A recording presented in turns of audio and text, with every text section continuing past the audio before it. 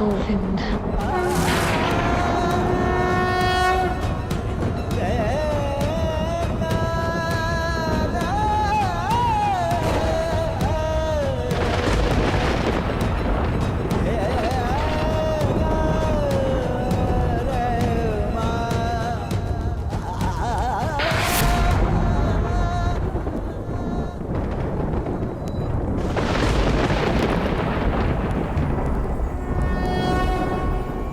यदा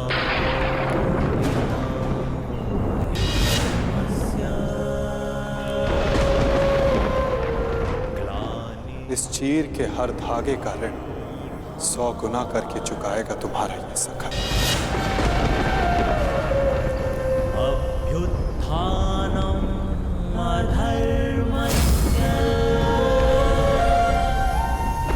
तदात्मानं सृजाम्यहम्।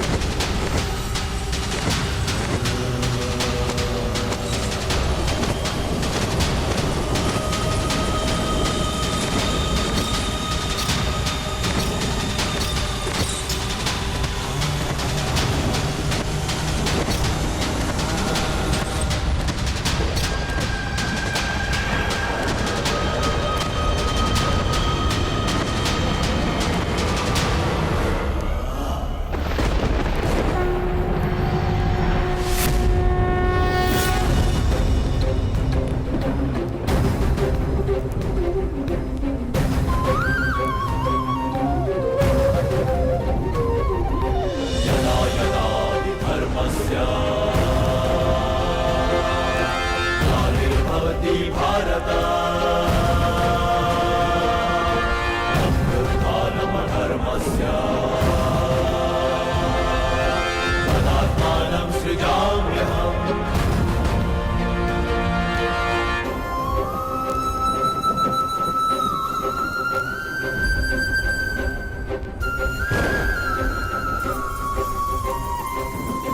परित्राणाय साधूनां विनाशाय च दुष्कृतां।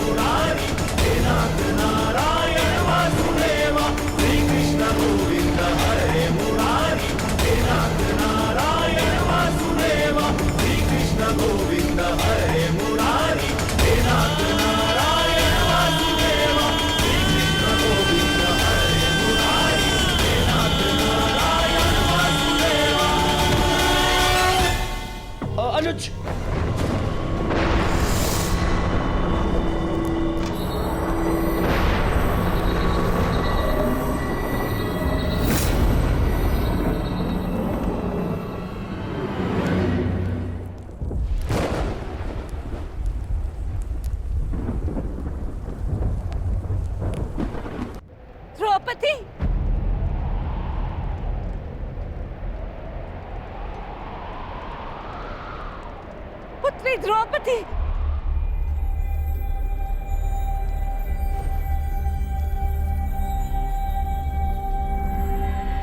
ये क्या अनर्थ हो रहा है सभा में?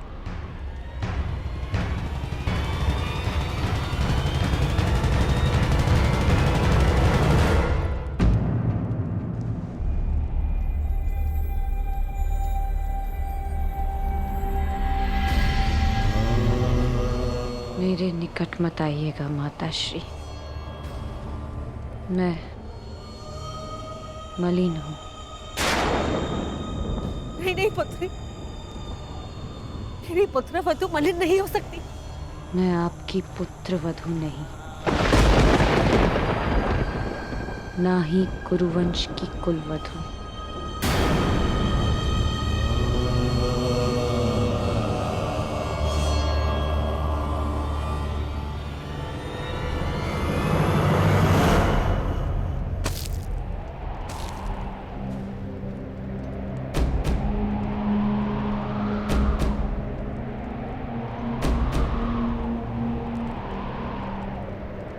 और ना ही आपके पुत्रों की पत्नी।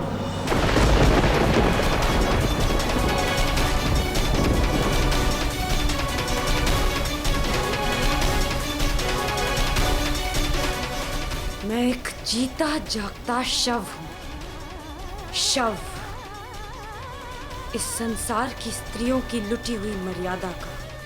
मैं कुंड हूं, इस सृष्टि की सभी स्त्रियों के आंसुओं का। आज मैं अग्नि नहीं, आज मैं अग्नि सुता नहीं, स्वयं अग्नि हूं। इस मूक मौन सभा के शमशान में जलते हुए नारी के मान के चिता की अग्नि हूं मैं, जो सब कुछ भस्म कर देगी, सब कुछ नाश कर देगी।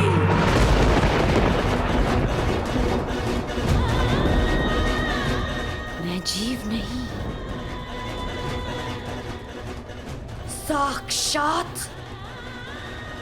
मृत्यु हूं, केवल मृत्यु। इस सभा में उपस्थित प्रत्येक अधर्मी की केवल मृत्यु।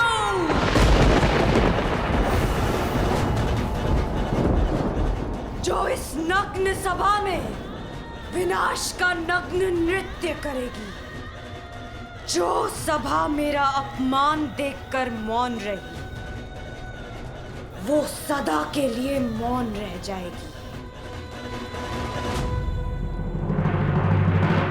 मुझसे हरण किए गए वस्त्र इस सभा में सभी के शव वस्त्र बनेंगे। जिसने मेरे अपमान पर अट्टहास किया, उन सबकी मृत्यु पर ऐसा विलाप होगा कि संसार युगों तक स्मरण रखेगा।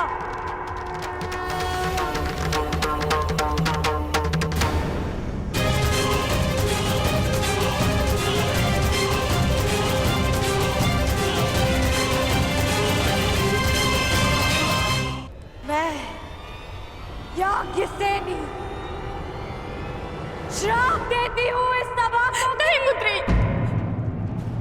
इन्हें श्राप मत दो। अपनी ज्येष्ठ माता की बात सुन लो। क्यों सुनूं किसी की? क्यों? जब मेरी चीत्कार किसी ने नहीं सुनी तो फिर क्यों? क्षमा कर दो पुत्री। मेरा श्राप ही क्षमा है महारानी, क्योंकि यदि दंड दिया तो इसी जीवन के प्रत्येक क्षण में नर्क का अनुभव होगा इन्हें।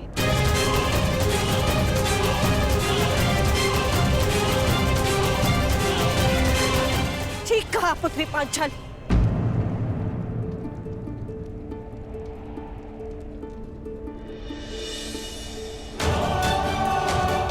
इन सबको जीवन के हर पल नर्क का अनुभव होना चाहिए।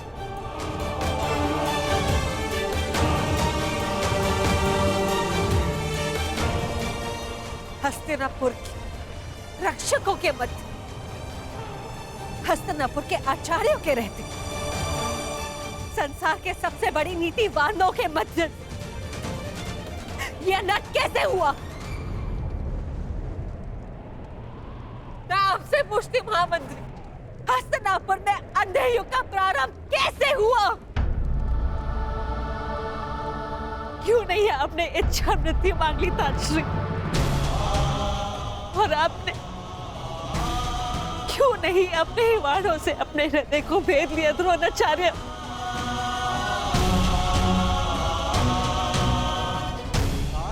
आज तुम्हारे मौन रहने के कारण देवताओं पर से विश्वास उठ चुका है मेरा। कैसे होने दिया ये अपना? कैसे बन गए इनके दास? कैसे? मैं द्वारका से कृष्ण की नारायणी सेना लेकर आऊंगी और बलराम के बल से विनाश कर दूंगी इसका।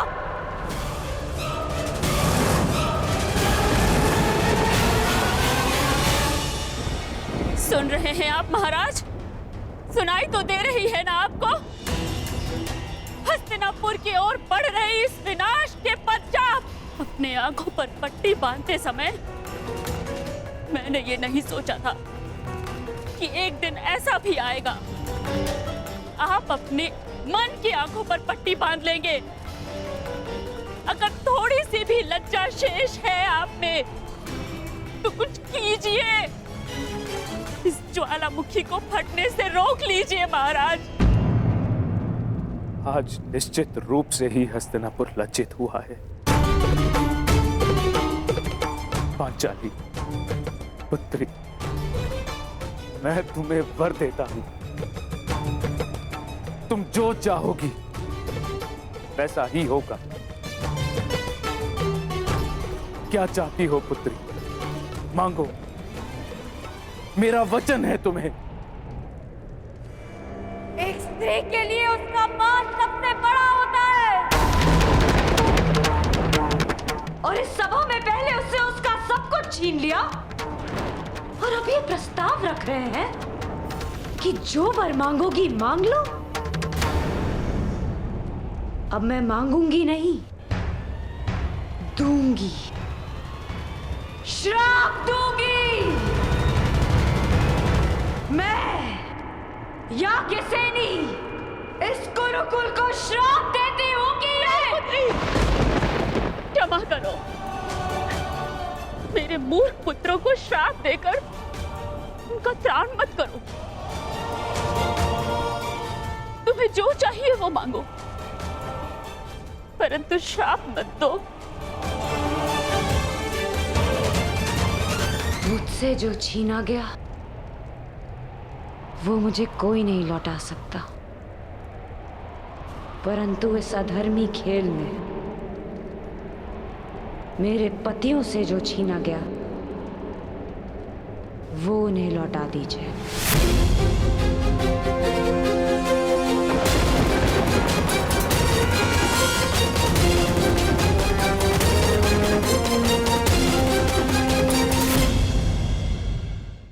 इस अधर्मी खेल में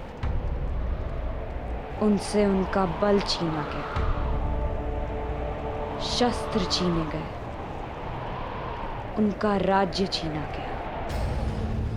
उन्हें उनका बल, उनका मान, उनके शस्त्र और उनका हारा हुआ राज्य लौटा दीजिए।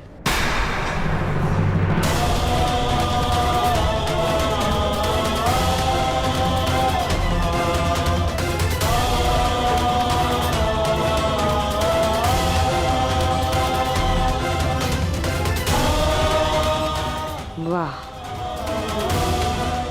अब भी मौन है सब। और आप कह रहे थे दिया, जो तुमने मांगा दिया। पांडवों का राज्य, संपत्ति, शस्त्र और बल मैं सब लौटाता हूं।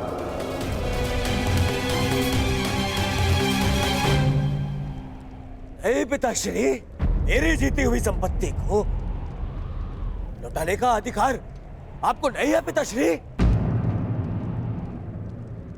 मैंने इस युद्ध में जो भी जीता है वो अपने बल पर जीता है, अपने।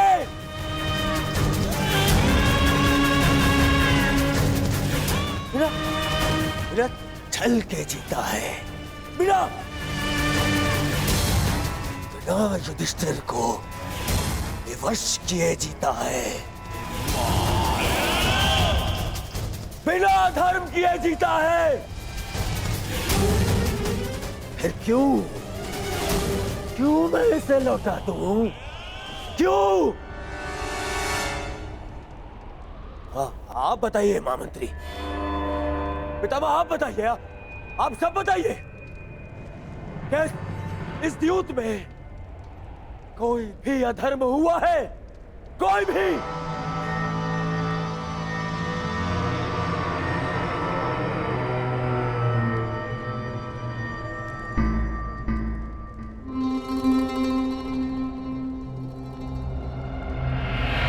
फिर से मौन हो गए सब। अधर्म सामने खड़ा होके पूछ रहा है कि उसने क्या अधर्म किया, और सब फिर से मौन। इस सभा में इतना सब कुछ हो जाने के बाद भी आप सब मौन है।